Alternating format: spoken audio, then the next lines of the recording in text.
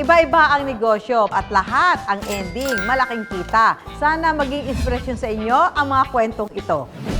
Iba't ibang paandar na pagkain na tried and tested na. Pero lahat yan, matindi ang kita. Tama-tama. Masarap, nakakalutong. Gano'n na kinikita mo ngayon?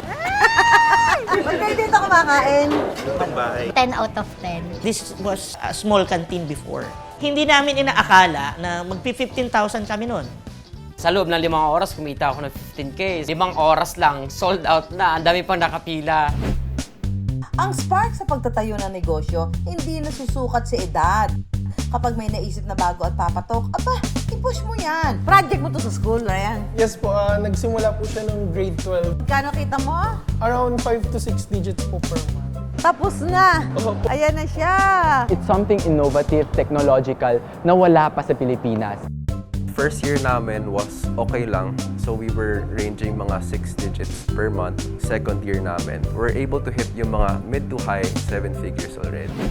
Sa hilig nating mag-explore sa pagkain, naging one-stop shop na tayo ng mga pagkain from around the world. Lahat ng flavor namin, lahat ng product namin, ginagawa namin from scratch. Kung ano yung traditional method o yung process ng paggawa ng ramen, similar din. Yung cone po niya kakaiba yun. Crunchy on the outside, fluffy siya on the inside. Sa atin yung version natin is pandesal, pero sa kanila is chimney cake. Kumikita po kami ng 6 digits per month. Baba ni Mrs. doon, dala-dala yung mga tiramisu. Dumog kaagad tao. 2 hours, ubus kaagad. Kumuha na siya ng mga assistants para mas marami na yung ma-produce. Isa-isang araw, ilan yung nabibenta niyo ganito? Agotin po ng mga 10 po. 10 ganito? Tray? Wow, bawat isa? Bawat isa.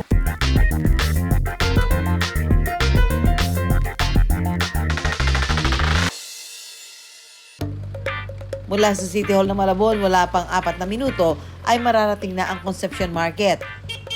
Maliban sa mga gulay at karne, sinasadya ng mga mamimili ang pwestong ito ni Lyra.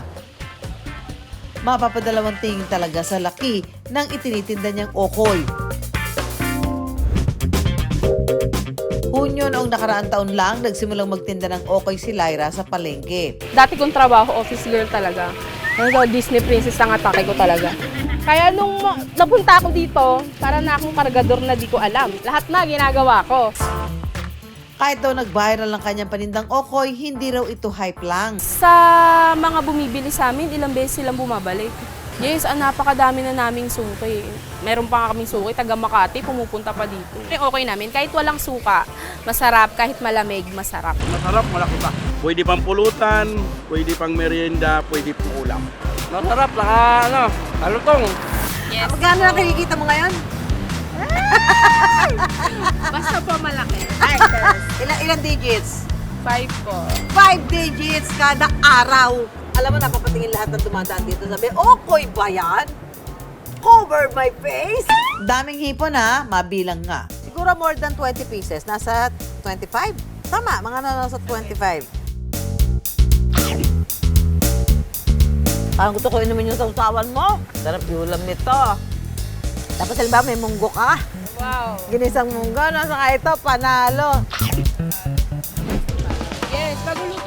Is to believe nga raw na talagang gahigante ang okay ni Lyra at hindi lang for the clout. Ako kasi naniniwala naman ako as long as na tapat ka sa customer mo, kung ano yung nakita nila sa video, ayun yung makititikman nila, makikita nila. Ini-enjoy ko yung opportunity. Talagang minamanifest ko more opportunity. Pinifeel ko yung moment. Tuwing pananghalian, ganito ang eksena sa karinderyang ito sa kahabaan ng Summer Street, South Triangle, Quezon City.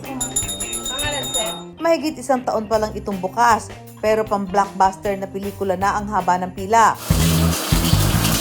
Ang binabalik-balikan daw ng kanilang mga suki. Ang mga paninda rito, lutong bahay. Pati ang pangalan ng tindahan galing din mismo sa kanilang bahay. Bago namin to naumpisahan, parang mga 10 pangalan tong ginawa namin. Tapos, nung ipapaprint na namin, biglang lumabas yung anak ko. Mami, bakit ang dami mong negosyo? Wala akong pangalan ni isa. So sabi ko sa kanya, sige anak, bigyan mo ako ng mag-rhyme dun sa pangalan mo. So siya yung nagbigay sa amin ng looks. Sa unang araw pa lang daw, ginulat na sila ng kanilang kinita. When we opened that day, ang ginol pa nga namin muna 5,000 to 8,000. Hindi namin inaakala na magpi-15,000 kami noon. Ang naging star dish ng kanilang karinderya, authentic Loming Batangas na talaga namang hindi tinipid sa sahog at garantisadong nakabubusog. Dito po sa Lomi, masarap. 10 out of 10. Masarap naman siya, tapos maraming ricado, maraming toppings. Sa loob lang daw ng 3 buwan, naibalik na raw ang kanilang ipinuhunan. Kaya nag-upgrade na rin sila ng mga paninda. Naghain na sila ng mga lutong bahay na pagkain tulad ng inihaw na bangus, pusit at barbecue. Kung lutong bahay ang ganap, dapat may kalderetang baka, kari-kari at nilagang panganang baboy na mainit pa ang sabaw. Ang maliit na kainan para sa 30 tao, kaya na ngayong magpakain ng hanggang 200. At ang ambience ng lugar para talagang nasa sarili mong bahay. Very homey ang feels. Ang ino-offer nyo dito mga pagkain, mga dish nyo ay yung talagang pangmasa din. Yes po. Nakita po namin na maraming buildings dito. May mga condos. Yun, yung mga hindi na may mga magluluto. company. Walang panglutong bahay. So, yun ang iniisip namin, magdagdag tayo. Dagdag lang po kami ng dagdag. Madalas, ang iniisip na negosyo ay yung kakaiba o walang kapareho. Pero kung iisipin mabuti, tila mas may chance na sumakses sa mga negosyong ang binibida ay yung tried and tested na. Basta i-level up pa ang kalidad ng produkto, di yan pagsasawaan at babalik-balikan pa. This is it, Pansit! Ang bidang pansit ng mga Orago na pansit bato, matitikman na rin sa Kamay Nilaan. At sa unang araw pa lang daw, pumatok ang binuksang pansit cart ng dating OFW na si Mike. Nako mga kapuso, andito ho ako sa gawaan ng pansit bato ni Kuya Mike. Tingnan natin sa loob kung paano ginagawa ang pansit bato.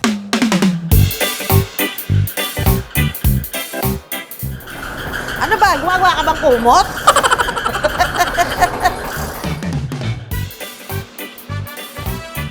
Eto na, ang ganda. Parang buhok ni Rapunzel. Matapos ang 1 oras sa steamer. Luto na to, di ba? Ito na po. Ito na isa sa mga exciting part. Lulutuan tayo ni Mike ng kanyang pansit bato. Dahil Bicolano, gusto niya raw ipatikim sa iba ang ipinagmamalaki nilang pansit bato. Yung first day, bali, ayun, unang-una, tuwan-tuwa ako kasi sa loob ng 5 oras, kumita ako ng 15K. Kinabukasan, muling sumubok si Mike kung papatok pa rin ang kanyang sinimulang pansit bato. Second day, ayun, nagtuloy-tuloy na, nagdagdag na naman ang panindang. So, maabot na nakaka 50 to 70 kilos na kami a day. And the next day, ganun din naman, nagiging 100 kilos a day. Pamilya ang isa sa naging sandigan ni Mike para palakihin ang kanyang negosyo. Nagiging motivation ko everyday siguro yung mga nakapaligid din sa akin, na mga kamag-anak ko, and then yung mga tao na umaasa sa amin. Then at the same time, ayun nga, pagiging OFW na ayoko na bumalik ulit sa dati. Mga panahong talagang sobrang hirap ng buhay. So, eto na mga kapuso, yung pansit bato na ginawa namin kanina ni Mike. Eto na siya ngayon, niluto na. At ito ay may sabaw. Ito yung tawag na sabaw pa lang, kulang na. Kasi araw-araw po natin ginagawa yung noodles eh. Araw-araw, kumbaga fresh. One day pa lang, yun lang ang pinapaubos namin. Masarap yung pansit. Ang sarap din ng dinuguan. Kaya sabi ko lang, rap!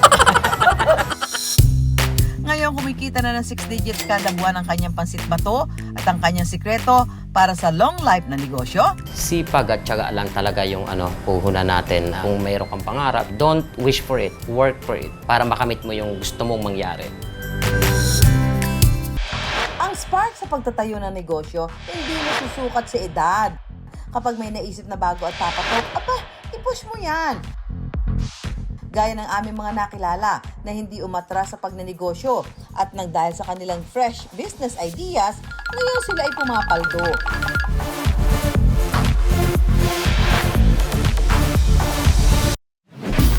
Hindi lang ang pagkain at drinks ang pwedeng mabili sa vending machine na instant at on the go. Pati phone case, available na rin At hindi lang basta ready-made ang trip na design na gusto mo, caring-carry na customized at personalized. Yan ang high-tech na negosyo ng Gen Z na si Ethan. So the reason kung bakit phone case ang napili naming product to sell in a vending machine is because it's something innovative, technological na wala pa sa Pilipinas. Don't worry dahil ang vending machine na ito may 90 phone case models na pwedeng pagpilian. Gawa ito sa hard case rubber, shockproof, waterproof at scratchproof kaya matibay raw. Subukan nga natin ang paandar na phone case na yan ni Ethan. So kung may picture ako dito tapos gusto ko yung pagawang ganyan, pwede? Yes po. Ito. Pwede yan? Yes po. Ang una po natin gagawin is i-test po natin ang customize now. Customize now. Tapos, Piliin po natin ang ating full model. Pagkatapos nito ay i-print na po natin. ay print na. Yes po, ganun lang kabilis. Dito na. Yes po. Okay. Pwede na bayaran at hintayin ang customized na phone case. Lumabas na. Ayan na siya. O, di ba? Pag magre-regalo kayo ng ganito, di ba? Matutuwa yung pagre-regaluhan nyo. Hello, Rocky Boy. Pagka-graduate ng architecture, pinasok na agad ni Ethan ang pagnenegosyo. I always plan to be an architect to get my license first. And sabi ko, oh, dumating na yung opportunity. Why won't I take it? It's an opportunity of a lifetime. Ilang buwan matapos magsimula ang negosyo, nakapagtayo na ng iba't ibang branches si Ethan. Kung gusto mo ring sumakses gaya niya, ngayon nga ay open for franchise na rin ang kanyang negosyo. Kada buwan, umaabot sa 6 digits ang kanyang kinikita. It's always to trust your instincts. Especially sometimes we always doubt ourselves na tama ba tong ginagawa ko. Pero as long as yung isip natin at yung focus natin nasa isang bagay na gusto natin maging successful, makakamit rin natin ito. Hindi magpapahuli sa paandar ang pasabog na negosyo ni Ryan na nagsimula lang mula sa kanilang school project at ngayon kumikitang kabuhayan na. Magkano kita mo? Around 5 to 6 digits po per month. Pasabog talaga. Nagsimula ang bubble bath business ni Ryan nung senior high school pa lang siya. Kasi yung school professor namin, nag-request siya na maghanap kami ng business na unique. So, nag-research kami sa YouTube kung ano yung mga pwede naming simulan. And then doon ko na-discover yung bath bombs. Sinimulan ko siya after nung grade 12 with my capital of 1,700 nung baon ko noon. Pero naging madulas daw ang swerte sa simula. Inabot daw ng halos 1 taong trial and error bago niya na perfect ang kanyang produkto. Kahit daw hindi lahat ay may bathtub sa Pilipinas, unti-unti raw pumatok at nakilala ang produkto niyang bath moms. Hanggang sa hindi na lang pa isa-isa ang benta, pati mga hotel at spa. Kumukuha na rin ng bath bombs kay Ryan. Ngayon, itatry natin kung paano nga ba ginagawa ang bath bombs.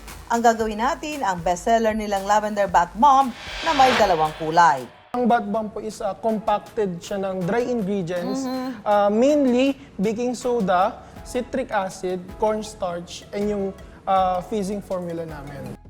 Paghahaluin lang ang dry and wet ingredients. Ang naisip ko dito, Ryan, habang pinahalo mo sa akin, para akong gagawa ng puto bumbong. Kasi ganyan ang puto bumbong, di ba? Oh, ayan oh. Bali, ang next naman na po natin, once na-incorporate na natin yung mga liquid ingredients, ilalagay naman na po natin yung citric acids. Mix lang? Yes po. Sunog ay ibibilog na ito sa molde. Kuha lang po kayo ng isang scoop. Puto bumbong tayo dyan. At haluan ng kulay pink na powder. Ipagka-compress nyo lang yung dalawa. Pagtatakipin. Yes po. Ganyan. Para isang buo po I siya. see. Yan. Galing. Tapos na to? Yes po. Yan na po yung... Bath bomb na to? Soup na to? Yes po. Soap na po yan. Galing. May drying lang po siya ng 1 day. Kung bet mo rin bumuo ng sariling bath bomb, mayroon silang inaalok na DIY o do-it-yourself kit. Ang pasabog na negosyo, pasabog rin ng hatid kay Ryan. Ngayon nga ay nakapagpagawa na siya ng mas malaking facility para sa kanyang business. At tuloy-tuloy ang naibibigay nitong kita sa kanya. Yung passion mo talaga na parang may apoy sa loob mo na deep down may gusto kang makuhang resulta. Eh may gusto kang, may pangarap ka na gusto mong ma-accomplish. Mula sa pasabog na negosyo, dito tayo sa business na wala raw tapon dahil tap-tap lang sa cellphone, lalabas na ang contact information. Wala nang maraming papel, isang card lang ang kailangan. Presenting digital business card. Sa card na ito, literal na may papakilala mo kung sino ka. Ang fresh venture na ito, ipinakilala ng mga Gen Z na sina Nero at Sophia. Bata pa lang daw, namulat na sa pagninegosyo si Nero. Yung parents namin actually entrepreneurs already. Palagi nila sinasabi sa amin na dapat mag-business kami. Kaya nung nag-16 ako, doon nag-start mag-try ng buy and sell. Mula sa pagbabuy and sell ng cellphone, nagkaroon ng iba pang mga negosyo si Nero. Kabaligtaran naman daw nito ang kanyang kasosyo na si Sophia. I grew up in a family na puro doctors, lawyers. So of course, growing up, inisip ko rin na, okay, the way to success, mag-aaral rin ako ng medicine or maglo-law rin ako. Pero nagbago ang pananaw ni Sophia nang makilala ang business-minded na si Nero. Gamit ang 50,000 pesos na puhunan, sinimulan nila ang negosyong digital business cards. Ang isang digital business card mabibili ng 999 pesos hanggang 2,998 pesos, depende sa disenyo at klase nito. Pwede magpa-customize ng gustong design ng card. Gumagana ang digital business card gamit ang teknolohiya na kung tawagin ay NFC o Near Field Communication. An NFC card is similar to an RFID card na ginagamit mo sa tollways. So for example, if meron kang phone and then meron kang NFC card, kapag tinapat mo siya on the phone, since it's near distance, yung phone mo, mariread niya yung information na nasa loob nito. Meron tayong 2 options para i-set up. Itatap natin, may lalabas na notification. Pwede rin natin i-scan yung QR code sa likod. Madadatnan nyo is itong page na to, wherein pwede nyo ilagay lahat ng details nyo. Sa loob lang ng ilang taon, malayo na ang narating ng negosyo ni Nero at Sophia. Kumikita na sila ng nasa 7 digits kada buwan at nakapagpundar na rin ng mga ari-arian. Nung umpisa sa bahay lang kami, sa home office, mayroong point na nasa coffee shop lang kami nagtatrabaho. And then right now, syempre, as the team is growing, and that's why we got the office here in Pasig. Kung bagong ideya lang ang usapan, ang mga batang negosyanteng ito hindi magpapaiwan. Kaya kung mayroon kang gustong pagkakitaan, abay wag nang mag-atubili na ito'y simulan. Tayo mga Pinoy, mahilig sa food venture. Sa hilig nating mag-explore sa pagkain, naging one-stop shop na tayo ng mga pagkain from around the world.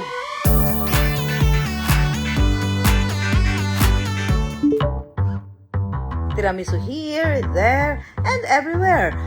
Malamang ay lumabas din sa feed nyo ang viral tiramisu ng food vlogger na si Naomi. Sa Italy nagmula ang dessert na tiramisu. Pero ang business idea ni Naomi inspired sa natikman niya sa Malaysia. Meron isang trending doon na stall sa isang food park na nakita namin yung tinda ng tiramisu. And since si Mrs. naman ay chef din, so tinry niyang gawin. Tapos yun nga, inisip na namin na bakit hindi natin gawin din dito sa Pilipinas. Actually, pinapatikim ko sa mga family ko, kung nasarapan sila, kung sakto lang ba yung tamis, ganyan. And ayun, mga ilang tries din ako. Siguro mga 5 trial din na gumawa ako ng mga by batch, ganyan. Hanggang sa na-achieve ko yung tamang recipe na nasarapan kaming lahat. Bilang chef, sinigurado ni Naomi na premium quality ingredients lang ang gagamitin sa paggawa ng tiramisu. Ayokong magtipid kasi sa ingredients pagdating sa food Yan ang pinaka number 1 rule ko. Mas okay akong sabihin nila na masarap yung food ko kaysa mura yung food ko. Mula sa classic tiramisu, meron na rin silang matcha, biscoff at ang bestseller na pistachio.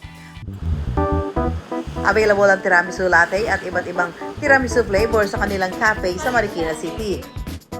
Pero mas mabenta raw ang tiramisu sa sumisikat na street food market sa Sampaloc, Manila.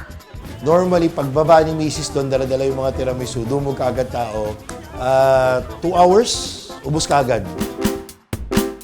Sa isang araw, umaabot ng higit 100 tubs ng tiramisu ang nabebenta nila.